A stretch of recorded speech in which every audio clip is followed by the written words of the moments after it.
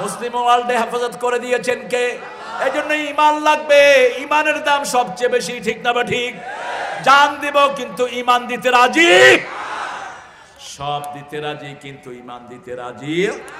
গায়েবের প্রতি ঈমান, প্রথম গায়েব আমার আল্লাহ, 2 নম্বর গায়েব জান্নাত এবং জাহান্নাম, 3 নম্বর গায়েব রাসূলগণ।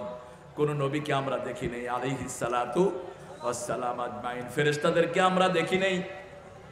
এই গায়েবের প্রতি আমাদের বিশ্বাস করতে হবে। গায়েবের প্রতি যারা বিশ্বাস করে, ইউকিমুনাস সালাতা ওয়া মিম্মা রাযাকনাহুম ইউনফিকুন, তারা নামাজ কায়েম করতে যায়। আমরা মসজিদে যাব, মসজিদে যারা যায় তারা মুমিন, যারা যায় না তারা কাফের।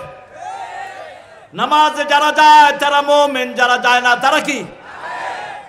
মসজিদে নামাজে যারা যায় তারা মুমিন, আর যারা যায় না তারা মুশরিক।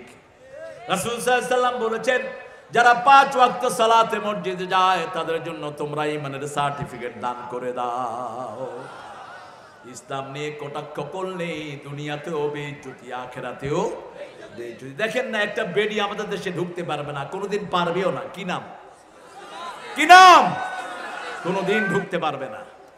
আমাদের দেশে আরেকজন ইসলাম নিয়ে কটাক্ষ করেছেন, আল্লাহ থাপ্পড় মেরে তার মন্ত্রিত্ব নিয়ে গেছে। কি নাম জানি?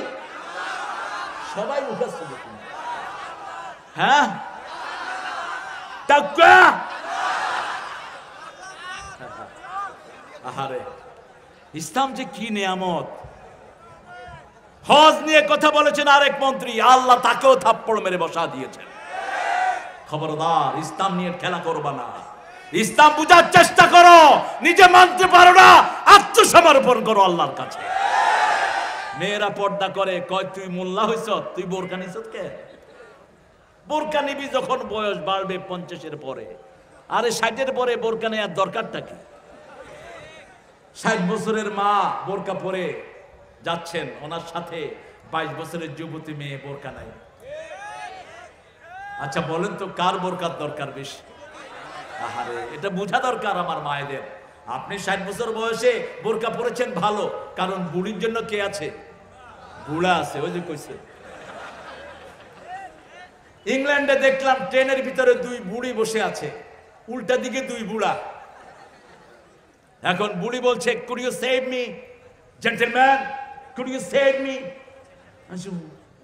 what's gonna harm you? কি তোমার সমস্যা? তোমাকে সেভ করতে হবে কেন? কই দেখো ওই 2 বুড়া আমগো দিকে তাকাইতেছে। বাজারে গেলে পচা মাছেরও খরিদ্দার আছে না নাই? কিন্তু আসল পর্দার দরকার আমার যুবতী মায়ের, ঠিক না বে ঠিক? 10 বছর বয়সে তাকে আপনি বোরকা পরিয়ে দেন, তাহলে জেসমিনের মতো মেয়ে ধর্ষিতা হবে না। 10 বছর 7 বছর বয়স থেকে তার মাথায় পর্দা দিয়ে দেন, হাফ প্যান্ট পরায়েন না। বেগম রোকেয়ার বাড়ি কোথায়? আহারে, আল্লাহর শ্রেষ্ঠ মহিষী নারী। ওই সময় অন্ধকারের যুগে কোরআনের আলোচনা, শিক্ষার কথা বলেছেন এই মহিষী নারী। আল্লাহ তার কবরটাকে জান্নাতুল ফেরদাউস বানিয়ে দিন। নিজে কোরআন পড়তেন, মানতেন, মানুষকে কোরআনের নসিহত করতেন এই মহিলা। আমাদের মেয়েদেরকে যদি আমরা ছোটবেলা থেকেই পর্দা দেই, আপনি দেখেন মাদ্রাসার ছোট ছোট মেয়েরা যখন মাদ্রাসায় যায়, মাথায় কি থাকে? 5 বছরের মেয়ে পর্দা পরে যাচ্ছে। কোন বাঁদর চোখ উঠিয়ে তাকানোর কোন ক্ষমতা? লা ইলাহা ইল্লাল্লাহু মুহাম্মাদুর রাসূলুল্লাহ সাল্লাল্লাহু আমিম্মা রাযাকনাহুম ইউনফিকুন। যার রিজিক আমাদেরকে দিয়েছেন, কে দিয়েছেন? মা মিন দাব্বাতিন ফিল আরদি ইল্লা আলাল্লাহি রিজকুহা ইয়ালামু মুস্তাকাররাহা ওয়া মুস্তাওদাআহা কুল্লুন ফি কিতাবিম মুবিন। এই পৃথিবীর যত প্রাণী আছে সব প্রাণীর রিজিকের দায়িত্ব গ্রহণ করেছেন কে? আপনি 100 মণ ধানের মালিক, আপনার ধান আপনার নয়, আপনার ধানের প্রতিবেশীর হক দিয়েছেন কে? প্রতিবেশীর হক আল্লাহ দিয়েছেন।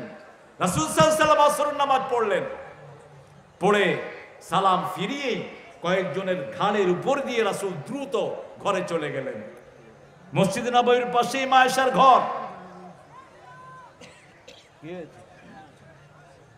সাহাবায়ে কেরাম বললেন, ইয়া রাসূলুল্লাহ, আপনি তো আসরের পরে এত পেরেশান হয়ে কখনো যান না, কেন গেলেন?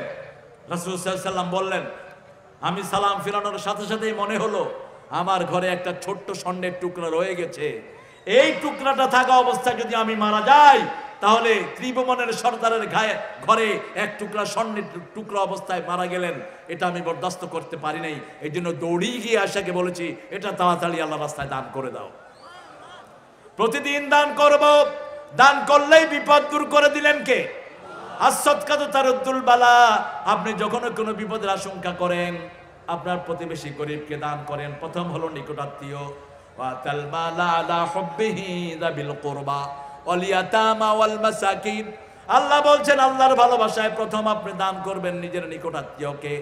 নিকটাত্মীয়ের মধ্যে সবচেয়ে বড় হলো আপনার আব্বা এবং আম্মা। আব্বা আম্মাকে সবচেয়ে বেশি পয়সা দিবেন কার কথা? মা আনফাকতুম মিন খাইরিন ফালিল ওয়ালিদাইন। যা কিছু খরচ করবেন পিতামাতার জন্য খরচ করবেন। পিতামাতার গায়ে যারা হাত তুলে, পিতামাতাকে যারা মারে, এদের দুনিয়াও শেষ আখিরাতও পরিচয় দেয় না। নিজে শিক্ষিত হয়েছে, নিজে বড় সরকারি অফিসার হয়েছে, বাপ রিকশালা, পরিচয় দেয় না। আজকে আমি একটা ছেলের সাথে সাক্ষাৎ হয়েছে, আমার নাম বলে আপনি হয়তো অনেকেই চিনবেন। সে বলছে আমার আব্বা রিকশালা ছিলেন। বলে ছেলেটার চোখে পানি, বলছে হুজুর আমার আব্বা রিকশালা ছিলেন, আমি তবলিগের ভাইদের সাথে কিছু সময় দিয়েছি, তবলিগের ভাইয়ারা আমাকে একটা ব্যবসার পথ দেখিয়েছেন, আল্লাহ আজকে আমার ব্যবস্থার পরিবর্তন করে দিয়েছে। আমরা যারা মসজিদে যাই আমরা সবাই এক দল, ঠিক কিনা? কথা বলেন না কেন? মসজিদে যারা দলাদলি করে এরা মুসলমান না, এরা মুমিন না, এরা মুনাফিকের গোষ্ঠী। আজকে মুসলমানদের মধ্যে ভাগাভাগি শুরু হয়েছে, এই ভাগাভাগি দূর করে দিতে হবে। আমরা সবাই এক সারিতে আসবো, আল্লাহ কবুল করুন। আরো চিৎকার করে বলেন আমিন। আমরা সবাই কয় দল? কয় দল? এই আল্লাহর দলে ঢুকতে কারা কারা রাজি? হাত তুলে দেখা দেয়।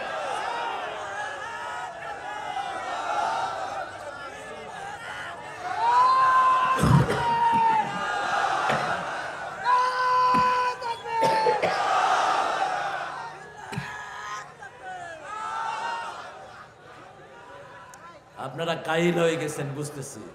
সবাই একটু একসাথে বলেন তো আল্লাহু আকবার। আরে আপনি নিজেই তো বললেন।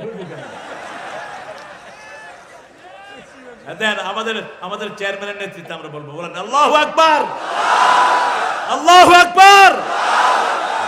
কি সুন্দর এই আওয়াজ! এই আওয়াজের চেয়ে শ্রেষ্ঠ কোন আওয়াজ দুনিয়াতে আছে? হজের আমাদের তাকবীরের আওয়াজ শুনে হাজার হাজার খ্রিস্টান কালেমা পড়ে মুসলমান হয়ে গেছে।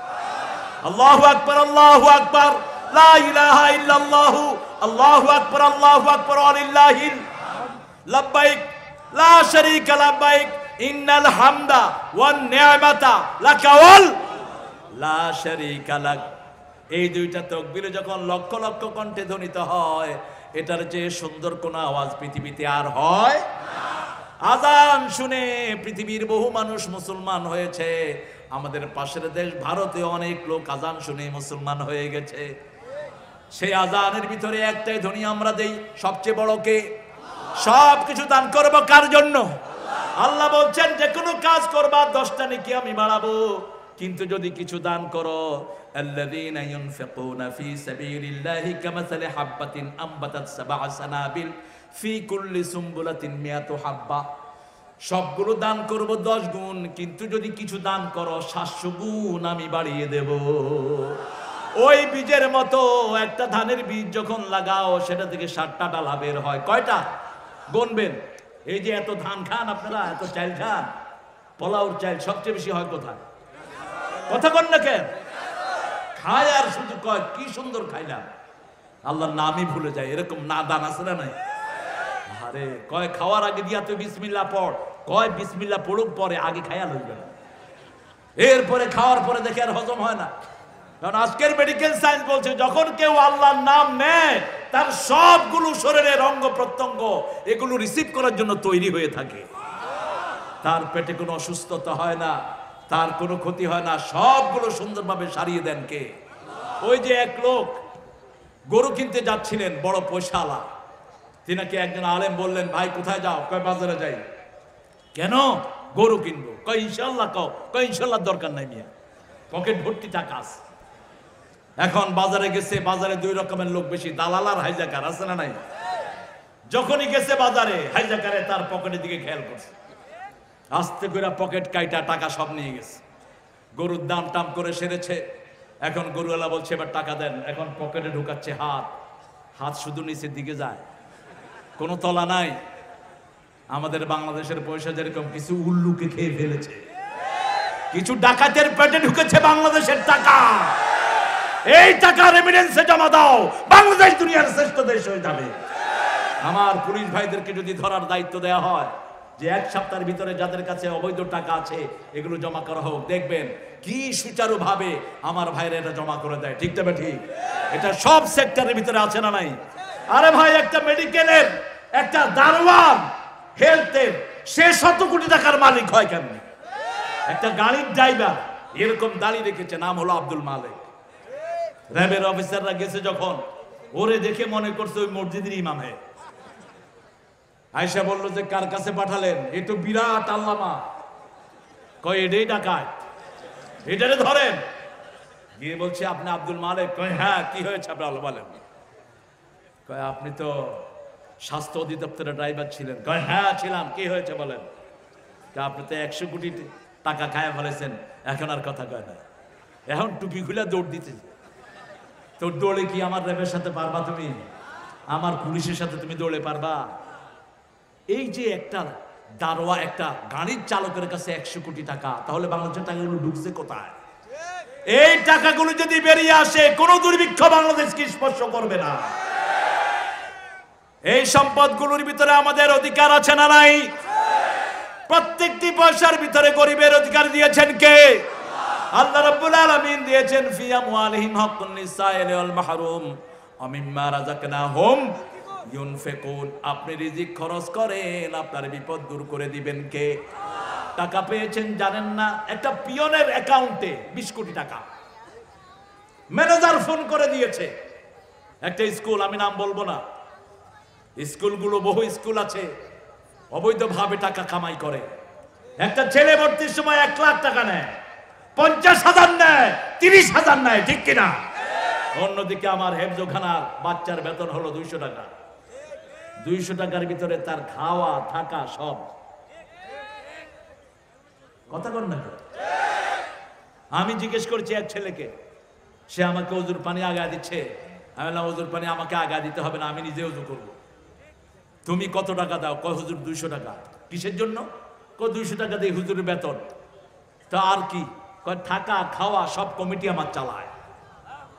সবগুলো স্কুলকে মাদ্রাসা করে দাও, খরচ কমে যাবে, পয়সা বেঁচে যাবে গার্জিয়ানদের। পড়ায় হাবিজাবি, বাপ মরলে পোলা চুপ করে খাড়ায় থাকে।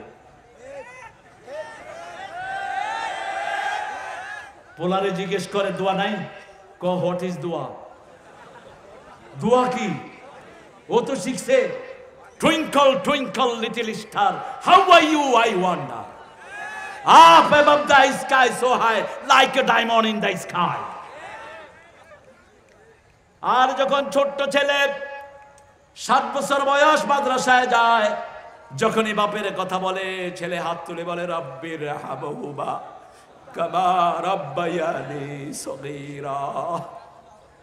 হে আল্লাহ, শিশুকালে আমার আব্বা যেমনি আমাকে আদর করেছে, আম্মা আদর করেছে, তোমার কোলে ওইভাবে আমার আব্বা আম্মাকে রেখে দিও। আমিম্মা রাযাকনাহুম ইউনফিকুন। একটা পিয়নের অ্যাকাউন্টে 20 কোটি টাকা। র্যাবের লোকেরা ঝরেছে, কতর অ্যাকাউন্টে টাকা আসলো কেন? কয় আমার হেড স্যার আমার নাম্বারটা নিয়েছে। কি করেছে আমি জানি না। হেড স্যারকে জিজ্ঞেসে, কয় আমার পিয়নই না, আমি জানি না।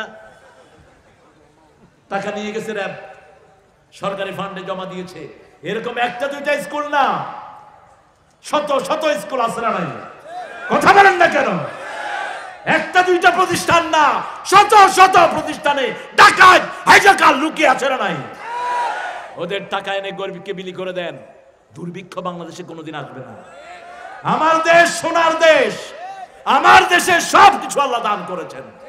পৃথিবীর কোন দেশে পাখি একটা ফল খেয়ে পায়খানা করে, সেই পায়খানা থেকে গাছ জন্ম নেয়। ফুলের পর ঘুমিয়ে পড়ে ফুলের মধু খেয়ে, সেই দেশ হলো আমার দেশ। ঠিক না বেঠিক? এজন্য আমার আল্লাহ বলছেন, এরপরে যদি তোমরা তোমাদের ঈমানের উপরে থাকতে চাও, তাকওয়ার উপরে থাকতে চাও, আল্লাযীনা ইউমিনুনা বিমা উনজিলা ইলাইকা মা উনজিলা মিন ক্বাবলিক, রাসূলের উপরে যা নাজিল করেছি, আগের নবীর উপরে যা নাজিল করেছি সবটার উপরে ঈমান আনো।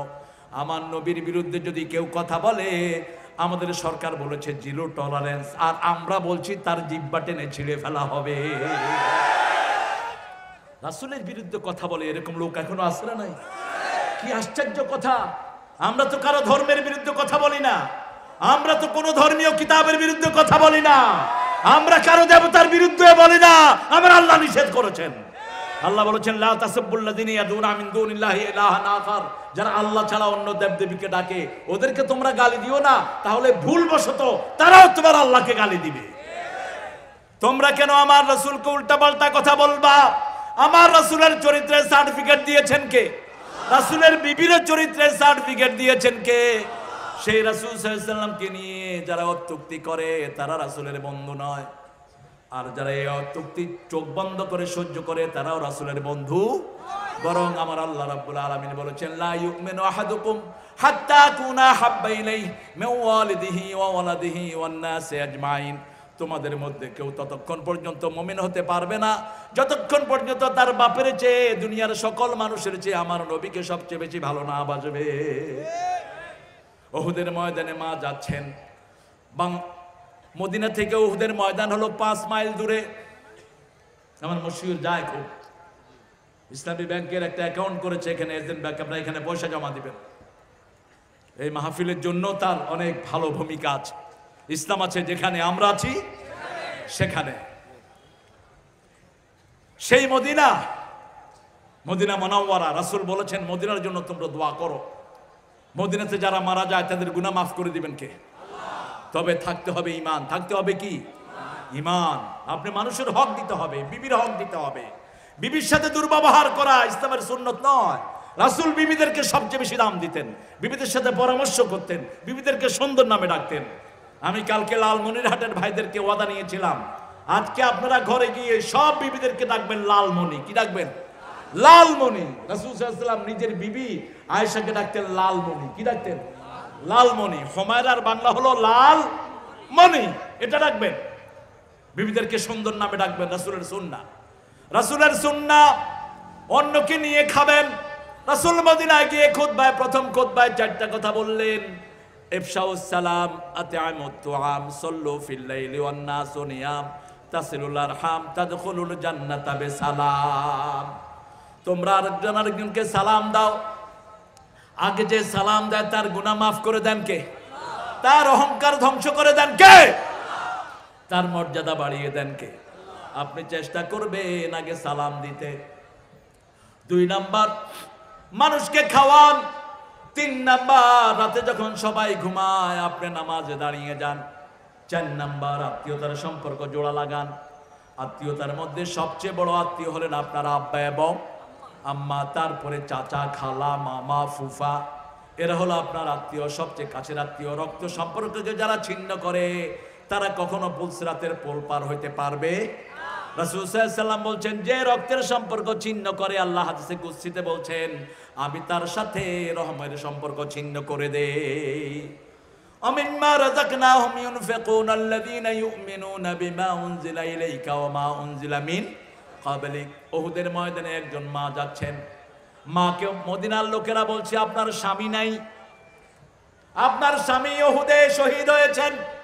মহিলা বলছেন, আমার স্বামীর খবর নিতে আমি যাই না, আমার নবী আছেন উহুদের ময়দানে, ওনার শরীরটা কেমন আছে। মহিলা দৌড়াচ্ছে। কিছুদিন যাওয়ার পরে, কিছু দূর যাওয়ার পরে লোকেরা বলছে, আপনার একটা ছেলে নাই। তিনি বলছেন, আমার নবী সাল্লাল্লাহু আলাইহি ওয়াসাল্লামের শরীর কেমন আছে, ছেলের খবর নিতে যাচ্ছি না। কিছুদিন পরে, কিছুক্ষণ পরে আরেকজন খবর দিল, আপনার আরেকটা ছেলে নাই। তিনি আবার জোরে বলছেন, আমার নবী সাল্লাল্লাহু আলাইহি ওয়াসাল্লামের শরীরটা কেমন আছে। উহুদের কাছাকাছি গেলেন, বললেন, আপনার আরেকটা ছেলেও শহীদ হয়ে গেছে। তিনি বলছেন, আমার নবীর শরীর কেমন। এবার উহুদের বাসিন্দারা বলছে, আমার নবী সাল্লাল্লাহু আলাইহি ওয়াসাল্লাম এখনো ভালো আছে। উহুদ পাহাড়ে তিনি আছেন, তার দন্ত মোবারক শহীদ হয়েছে, কিন্তু তিনি এখনো জীবিত আছেন। মহিলা আল্লাহ শুকরিয়া আদায় করেছে আর বলছে, ইয়া আল্লাহ, আপনার হাবিব আছে, আমি খুশি। আমার ছেলে গেছে, আমার দুঃখ নাই। আমার স্বামী গেছে, আমার দুঃখ নাই। আল্লাহর হাবিব জীবিত আছে, আমার মন ভরে গেছে, আমার আর কোনো আফসোস নাই। আমার নবীর জন্য যদি এই ভালোবাসা আমাদের না হয়, আমরা কখনো মুমিন হতে পারবো? কারণ কিয়ামতের ময়দানে প্রত্যেকটি নবী আলাইহিস সালাম কাঁদবেন নাফসি বলে, একজন শুধু উম্মতের জন্য কাঁদবেন। তিনার নাম কি? কি নাম? ত্রিভুবনের প্রিয় মোহাম্মদ।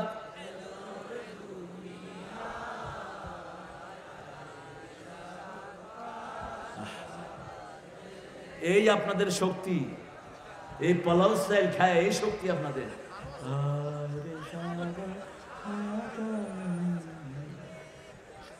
চেয়ারম্যান ইলেকশনে, মেম্বার ইলেকশনে আপনাদের নাচানাচি চোটে মানুষ থাকতেই পারে না। ওমর ভাইয়ের চরিত্র ফুলের মতো পবিত্র, এরপরে চরিত্র এত খারাপ হয় জেলখানায় ঢুকায়ও শেষ হওয়া যায় না। নামাজ নাই, রোজা নাই, এরকম চরিত্র আছে না?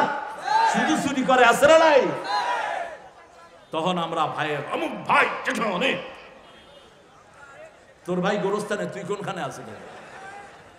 আর এখন ত্রিভুবনের রাসূলের প্রশংসা করবে, গলায় আওয়াজই নাই। একটু জোরে আওয়াজ দিয়ে গান তো দেখি।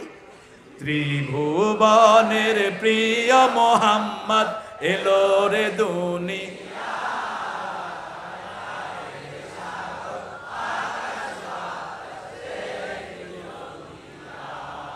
রসুল আমার ভালোবাসা, রসুল আমার আলো আশা, রসুল আমার প্রেম বিরহের মূল আলোচনা, রসুল আমার কাজে কর্মে অনুপ্রেরণা, রসুল আমার ভালোবাসা। সাল্লাল্লাহু। তোরা দেখে যা আমেনা মায়ের কোলে, মধু পূর্ণিমারি সেটা চাঁদ দোলে, যেন উষার কোলে রাঙা রবি দোলে। তোরা দেখে যা। নজরুল কি যে লিখে গেছে, আল্লাহ তাকে মাফ করে দেন। মোহাম্মদ নাম যতই জপি ততই মধুর লাগে, নামে এত মধু থাকে কে জানি তো আগে। একটু স্লিপ হয়েছে, এটা হয়তো আল্লাহ মাফ করে দিবেন। নজরুল খুব কৌশলী লেখক ছিলেন। যেমন দেখেন, তিনি বলছেন, ইয়া মোহাম্মদ বেহেশে হতে খোদায় পাওয়ার পথ দেখাও, এই দুনিয়ার দুঃখ থেকে এবার আমায় নাজাত দাও। নাজাত দিবেন কে? হ্যাঁ, কৌশল দেখেন। শেষের পংক্তিতে লিখছেন, আল্লাহ ছাড়া ত্রিভুবনে শান্তি পাওয়া যায় না মনে, কোথায় পাবো সে আবে হায়াত, ইয়া নবীজি রাহবাতা, এই দুনিয়ার দুঃখ থেকে আল্লাহ আমায় নাজাত দাও। সবচেয়ে বেশি যোগ্য কার নাম? রাসূলের নাম কি আমরা জপি? না, আমরা রাসূলের যখন কথা বলি আগেও আল্লাহর নাম, পরেও আল্লাহুম্মা সাল্লি আলা মুহাম্মদ ওয়া আলা আলে মুহাম্মদ। হে আল্লাহ, রাসূলের উপর রহম বর্ষণ করেন। সুবহানাল্লাহ। এজন্য এখানে যদি শুধু এটা বলা হয়, আল্লাহ নাম যতই জপি ততই মধুর লাগে, নামে এত মধু থাকে কে জানি তো আগে, ও নাম প্রাণের প্রিয়তম, ও নাম জপি মজনু সম, ওই নামে পাপিয়া গাহে প্রাণের গোলাপ বাগে, আল্লাহ নামে যতই জপি। আল্লাহ কবুল করুক। আবার এই নজরুল শহীদের জন্য কথা বলেছেন, কি বলেন নাই? বলেছেন কি না? তুই পড়বি ঈদের নামাজ রে মন, সেই ঈদ গাহে, যে ময়দানে সব গাজী মুসলিম হয়েছে শহীদ, ময়দানে সবে গাজী মুসলিম। আপনারা কি শহীদ হতে চান? শহীদ হতে চান? হাত তুলে দেখান আল্লাহকে কারা কারা চান।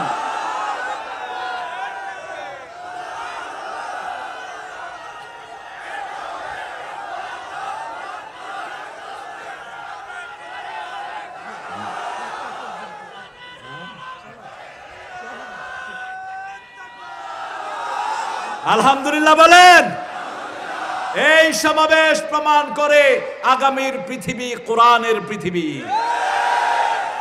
আমি গত 16 তারিখে ঢাকার একটা মার্কেট, নিউ মার্কেটের পাশে, ওই মার্কেটে আমার মাহফিল ছিল। তো প্রশাসনিক কারণে মার্কেটের ক্ষতি হতে পারে, ভাইরা বলেছে যে মাইক শুধু মসজিদের গুলো ব্যবহৃত হবে, চাঁদনি চক। তো লোকজনকে বেশি খবর করা হলো না, পোস্টারও করা হলো না, কারণ ওখানে তো এই চেয়ারম্যান সাহেবের মতো দায়িত্ববান লোক ছিল না। মার্কেটের সভাপতি অসুস্থ হয়ে বাইরে ছিলেন। যাই হোক, গেলাম, পোস্টার নাই, লিফলেট নাই, প্রচার নাই, উপরে নিচে চারপাশে শুধু মানুষ আর মানুষ। আরো আসতে কন্যা সুবহানাল্লাহ। যাওয়ার সময় দেখলাম ঢাকা ভার্সিটির সামনে কনসার্ট হচ্ছে। কিসাব কিসাব কোন সাপ, শত শত মাইক, পোলাপান নাই, হে হো করতেছে, লোক নাই। আহা, কইলাম এই হলো চিত্র। কারণ মানুষ এখন এসব বস্তা বস্তা কনসার্ট চায় না, মানুষ সময় বস্তা বস্তা গান শুনতে চায় না। মানুষ চায় কোরআন, মানুষ চায় হাদিস, মানুষ চায় আখিরাতের মুক্তি। এই জন্য কোরআনের মাহফিল হলেই বাঁধ ভাঙা জোয়ারের ঢেউ নামে, ঠিক কিনা? আপনারা যা এসেছেন, আপনাদের 3 গুণ বেশি এসেছে আমার মায়েরা। কারণ বাংলাদেশের মায়েরা সারা দুনিয়ার মায়েদের চেয়ে শ্রেষ্ঠ মায়েরা। বাংলাদেশের মেয়েদের মতো পরিশ্রমী মেয়ে দুনিয়ার কোন দেশে। রান্না করে কারা? জোরে বলেন।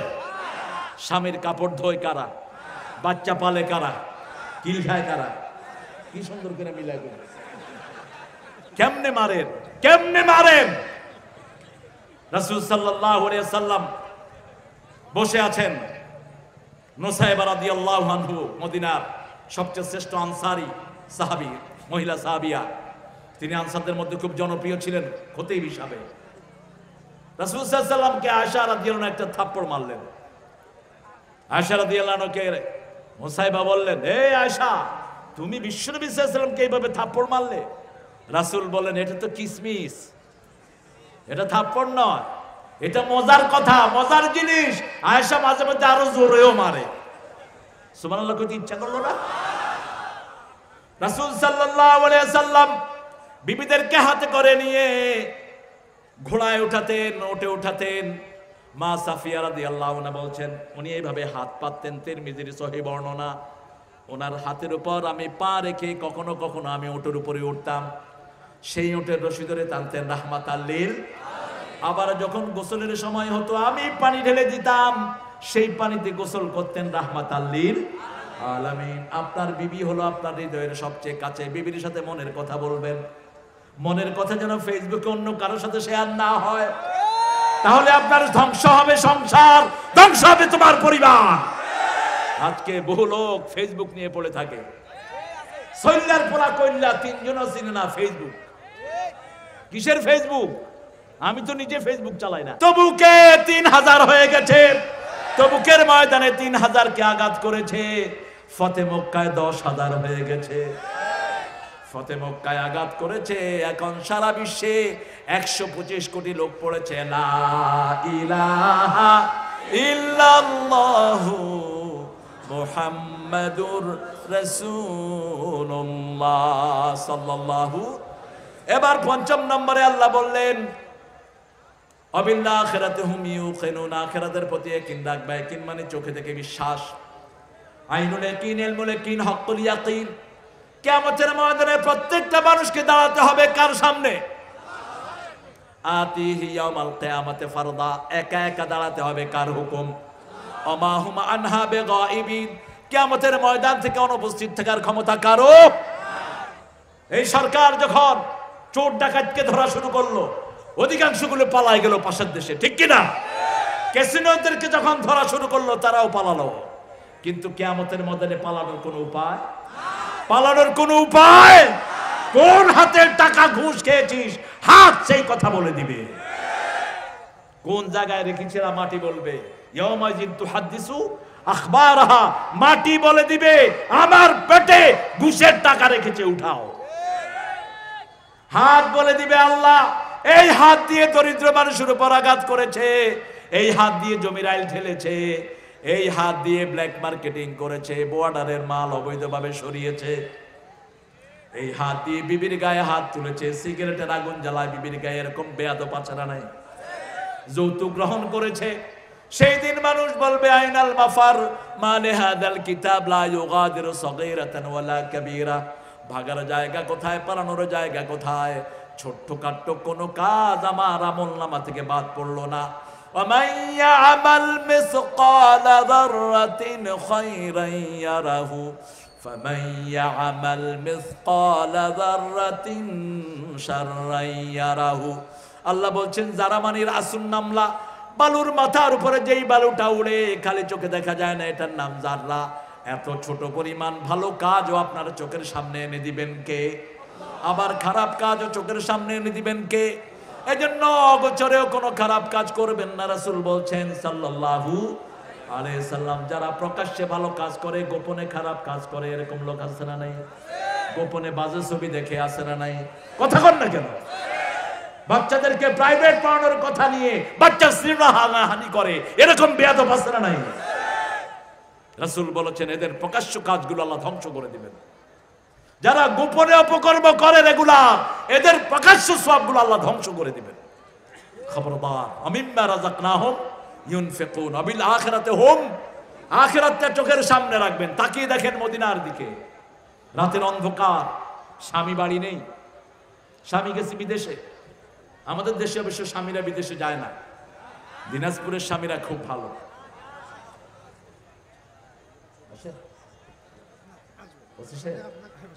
আচ্ছা, আলহামদুলিল্লাহ বলেন। আমাদের প্রশাসনের জন্য আমাদের দোয়া করা দরকার। আমি আজকে বলছিলাম ঈদে আপনারা বাড়িতে আনন্দ করেন, থানায় একটু যাবেন। আমার বহু ভাই আপনাদের নিরাপত্তার জন্য বাড়ি যায় না, ঈদের ছুটি পায় না। আপনাদের ঘরের মিষ্টিগুলো তাদের জন্য নিয়ে যান, দুইটা ছাগল তাদেরকে জবাই করে খাওয়ান, আল্লাহ খুশি হয়ে যাবে আপনাদের। আমাদের জন্য রাতের বেলায় দেখবেন রাস্তার দুই পাশে কিছু মানুষ সারা রাত শীতের ভিতরে দাঁড়িয়ে পাহারা দেয়। কারা এরা? কথা কন না কেন? এরা আমাদের সেই নিরাপত্তা বাহিনীর লোকেরা। এদের জন্য আপনারা দোয়া করেন, এদের পাশে দাঁড়ান। আল্লাহ আমাদের এই ভাইদের শক্তি বাড়িয়ে দিন। আরো চিৎকার করে বলি আমিন। আমি জানি একজন মানুষের কথা, তিনি থানার পুলিশদেরকে খাওয়াতেন, উপর থেকে অর্ডার গেল তাকে অ্যারেস্ট করো। পুলিশ ভাইয়েরা বলছে এই লোককে আমরা অ্যারেস্ট করতে পারবো না, আমাদের সবার পেটে এই লোকের খাওয়া আছে। এই লোক ঈদের সময় আমাদেরকে ছাগল জবাই করে খাওয়া দিয়ে যায়, এই লোককে আমরা অ্যারেস্ট করতে পারবো না। শেষে ওসি বললেন ভাই আপনি কয়েকদিন ঘর থেকে সরে থাকেন, আপনার বিপদটা আল্লাহ কাটিয়ে দেখ। আলহামদুলিল্লাহ কইবেন না? আপনারা এই ভাইদেরকে সহযোগিতা করেন, এদের মধ্যে আল্লাহর ওলি আছে না নাই? আপনাদের সাথে মিশেন, দেখবেন কত ভালো ভালো অফিসার আমাদেরকে আল্লাহ দান করেছেন। আলহামদুলিল্লাহ বলে। রাসূল সাল্লাল্লাহু আলাইহি সাল্লামের একজন প্রিয় সাহাবিনী, তিনার স্বামী ছিল বিদেশে। রাসূল বলছেন, আল্লাহ বলছেন 4 মাসের বেশি স্ত্রী থেকে আলাদা থাকা জায়েজ। সূরা বাকারা 226 নম্বর, ইয়ালুনা তারাব্বাস আরবাতা আশহুর, 4 মাসের বেশি বিবি থেকে আপনি আলাদা থাকতে পারবেন না। ওই মহিলা জিনায় লিপ্ত হয়ে গেছে। গোপনে যদি কেউ জিনা করে শাস্তি দিবেন কে? কিন্তু গোপনে যদি কেউ মাপ চায় তাকে মাফ করে দিবেন কে? মহিলা এসে রাসূল সাল্লাল্লাহু আলাইহি ওয়াসাল্লামকে বলছে, জানাই তো ইয়া রাসূলুল্লাহ আমি জিনা করেছি। রাসূল মুখ ফিরিয়ে নিলেন, আবার বলছেন আমি জিনা করেছি, মুখ ফিরালেন। মুখ ফিরালেন এই জন্য গোপনে করলে, গোপনে মাপ চাইলে আল্লাহ মাফ করে দেয়। আর যারা পাবলিকের সামনে জিনা করে তাদের পাবলিকের সামনে তাদেরকে শাস্তি দিতে হয়, ঠিক না বেঠিক? যেমন সিনেমাতে যেগুলো অভিনয় করে এগুলোর শাস্তি পাবলিকলি হওয়া উচিত, কারণ এগুলো পাবলিকলি আমার যুবকদেরকে নষ্ট করে, আমার যুবতী মেয়েদেরকে এরা নষ্ট করে। মহিলা বারবার মুখ ফিরাচ্ছেন। রাসূল সাল্লাল্লাহু আলাইহি ওয়াসাল্লাম বললেন, ঠিক আছে তোমার কি পেটে বাচ্চা এসেছে? মহিলা বলছেন হ্যাঁ, তাহলে বাচ্চা প্রসব করলে তারপরে আমার কাছে আসো। বাচ্চা প্রসব করা পর্যন্ত কোনো পুলিশ তার সাথে ছিল না। ছিল কে? ছিল কে? মহিলা আখিরাতের দিনকে ভয় করলেন। লক্ষ কোটি মানুষের সামনে কিভাবে শাস্তি নিবেন, দুনিয়ার শাস্তি যেন তার জন্য চূড়ান্ত হয়ে যায়। এবার সন্তান প্রসবের পরে এসেছেন, ইয়া রাসূলুল্লাহ, আমি সেই মহিলা, যেই মহিলা জিনা করেছি। মহিলা এটাও জানতেন মৃত্যু, বিবাহের পরে যারা জিনা করে তাদের জীবন আর বেঁচে থাকে না, সঙ্গে সার করে তাদেরকে বিদায় করে দিতে হয়। এবার রাসূল সাল্লাল্লাহু আলাইহি ওয়াসাল্লাম বললেন, তোমার অপরাধ হয়েছে কিন্তু শিশুটার কোনো অপরাধ নাই। ওই শিশু দুধ ছাড়া পর্যন্ত তোমার অধিকার আছে, তাকে দুধ খাওয়াবা 2 বছর। কয় বছর? 2 বছর পরে শুকনা খাবার তার হাতে দিয়ে রাসূলের দরবারে হাজির। রাসূল সাল্লাল্লাহু আলাইহি ওয়াসাল্লাম বললেন, তার বুক পর্যন্ত গেড়ে দাও, চারিদিক থেকে পাথর মারো, সঙ্গে সার করে দাও। পাথর মারা হলো। আমার দেশে যদি পরকীয়ার একটা বিচার হতো, কোন পরকীয়ার দেশে থাকতো না, ঠিক না ঠিক? কোন পরকীয়া থাকতো না। আর ইসলামের বিচার ঘরের কোনায় হয় না, ইসলামের বিচার হয় ফালিয়াশহাদ তাইফাতুন মিনাল মুমিনিন, মুমিনদের চোখের সামনে হতে হয়। স্টেডিয়ামের সামনে যদি পরকীয়ার একটা বিচার হতো, দেখতেন পরকীয়া উড়ে চলে যেত। তবে হ্যাঁ, যেই স্বামীরা বিয়ের পরেই বিদেশে গিয়ে থাকেন, মাসকে মাস, বছরকে বছর, ওদের বিয়ে করা উচিত না। আপনার বিবিকে কার হাতে রেখে যাচ্ছেন? কার হাতে রেখে যাচ্ছেন আপনার যুবতী মেয়েকে? ঠিক কিনা বেটি? রাসূল সাল্লাল্লাহু আলাইহি ওয়াসাল্লাম শাস্তি দেওয়া হচ্ছে, একটু রক্ত এসে একজন সাহাবীর গায়ে পড়লো। সাহাবী রাদিয়াল্লাহু আনহু মহিলাকে গালি দিলেন। রাসূল সাল্লাল্লাহু আলাইহি ওয়াসাল্লাম ডেকে বলছেন, এ সাহাবী, কাকে গালি দিচ্ছ? চিনো এই মহিলাকে? এই মহিলার তওবা যদি ভাগ করে দেওয়া হয়, সারা মদিনার সব লোকের গুনাহ মাফ হয়ে যাবে। এত বড় তওবা এই মহিলা করেছেন। আল্লাহু আকবার। আমরা যদি তওবা করি, আমাদের গুনাহগুলো মাফ করে দিবেন কে? শিরক করেছি, মাজারে গিয়েছি, মাজারের কাছে পয়সা চেয়েছি, অথচ মাজারের দেওয়ার কোনো ক্ষমতা। আবার রাসূলের কাছে অনেকে চায়, আখেরি বেলায় দেখা দিও গো হে রাসূল। কি কথা এগুলো? রাসূল আপনাকে দেখা দিবে কিভাবে? দেখা দেওয়ার মালিক কে? মালিককে সুপারিশ চাইতে হবে কার কাছে? রাসূলের কাছে কি কিছু চাওয়া যাবে? কিছু চাওয়া যাবে না। চাওয়ার একমাত্র জায়গা কে? আল্লাহ জাল্লা শাআনুহু। চাইতে হবে ওনার কাছে। রাসূল সাল্লাল্লাহু আলাইহি ওয়াসাল্লাম কার কাছে চাইতেন? কার কাছে চাইতেন? আল্লাহর কাছে চাইতেন। ওয়াবিল আখিরাতি হুম ইউকিনুন।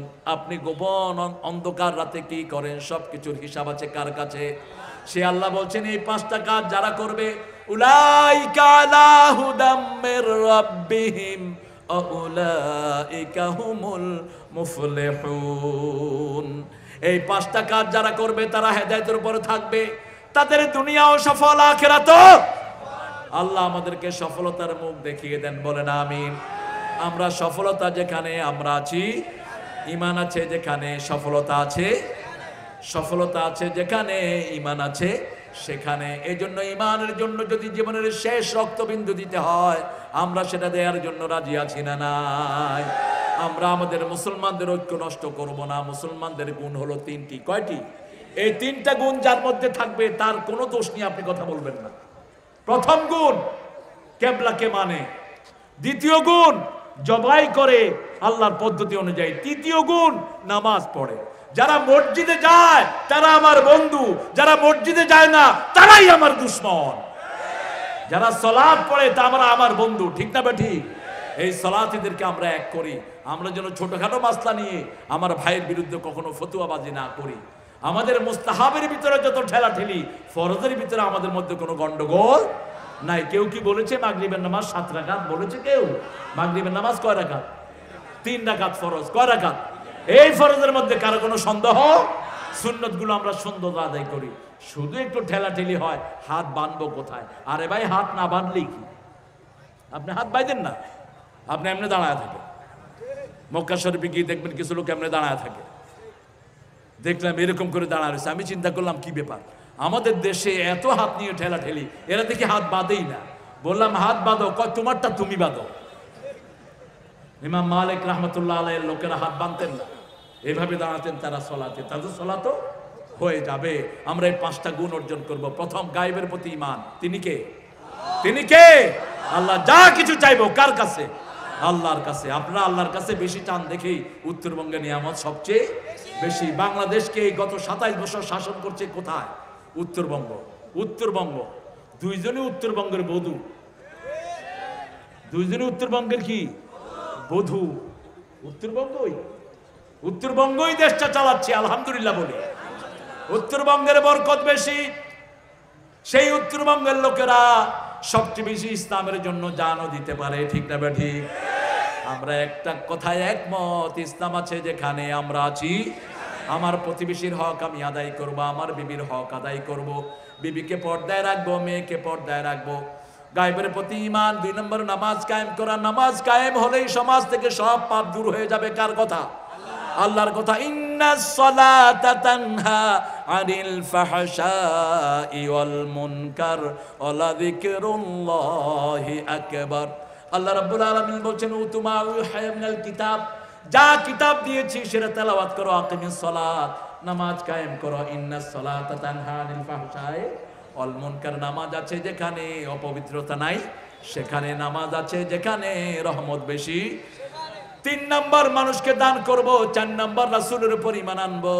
রাসূল যেটা যেভাবে করেছেন সেইভাবে করব। আমার রাসূল হলো আমার সবচেয়ে বড় আদর্শ, ঠিক না ঠিক?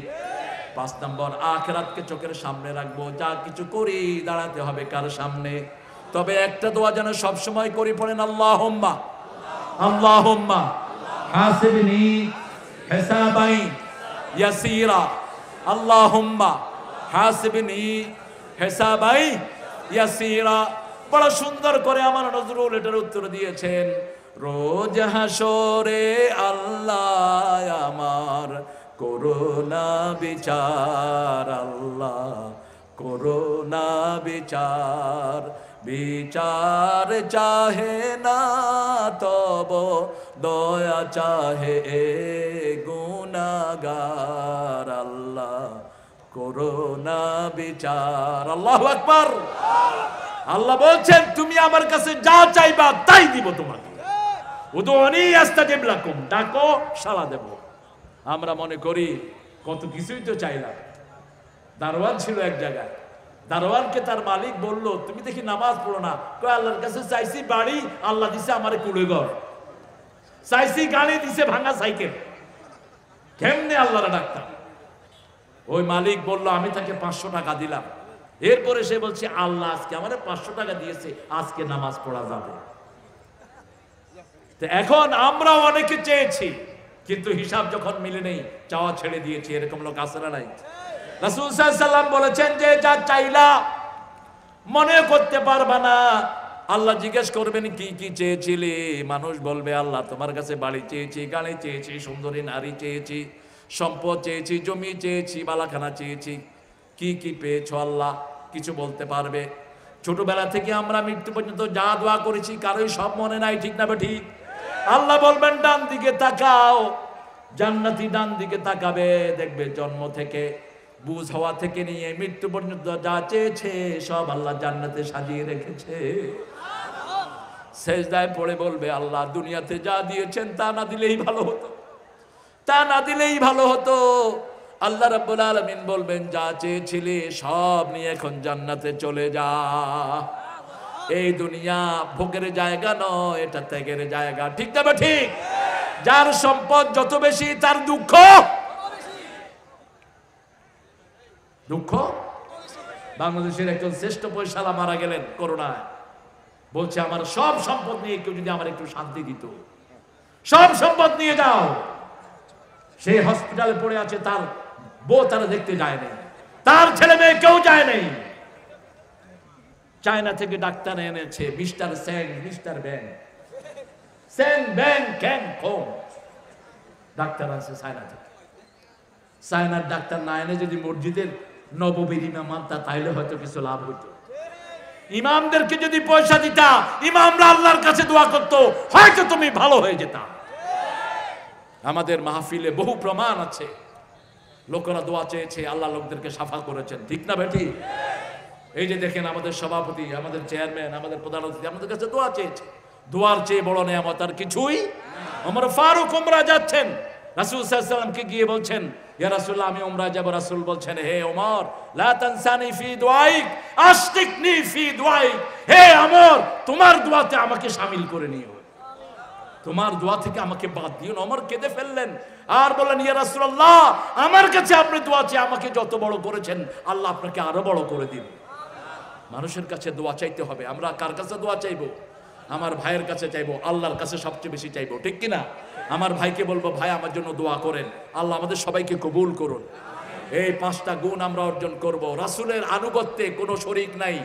রাসূল একমাত্র নেতা, আমার নেতা, তোমার নেতা, বিশ্ব নবী। কবরে রাখার সময় বলতে হয় বিসমিল্লাহি ওয়া আলা মিল্লাতে। কার দলে ঢুকবেন?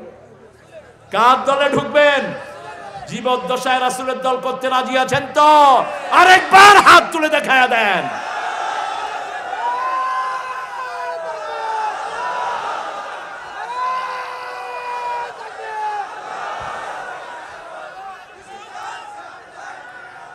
আল্লাহ আমাদের সবাইকে কবুল করুন।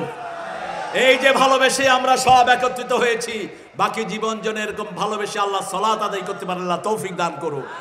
এই গ্রামবাসীর জন্য দোয়া করবেন। ঘুঘু ডাঙ্গা, ঘুঘু পাখি হলো শান্তির প্রতীক। ঘুঘু ডাঙ্গা, এই ডাঙ্গায় শুধু ঘুঘু ডাকে। আল্লাহ যেন ঘুঘুর মতো শান্তিদায়ক পাখি দিয়ে আমাদের দুনিয়া আখিরাত ভরে দেয়, বলি আমিন। পড়েন সুবহানাকা আল্লাহুম্মা ওয়া বিহামদিক আশহাদু আল্লা ইলাহা ইল্লা আনতা আস্তাগফিরুকা ওয়া আতুবু ইলাইক।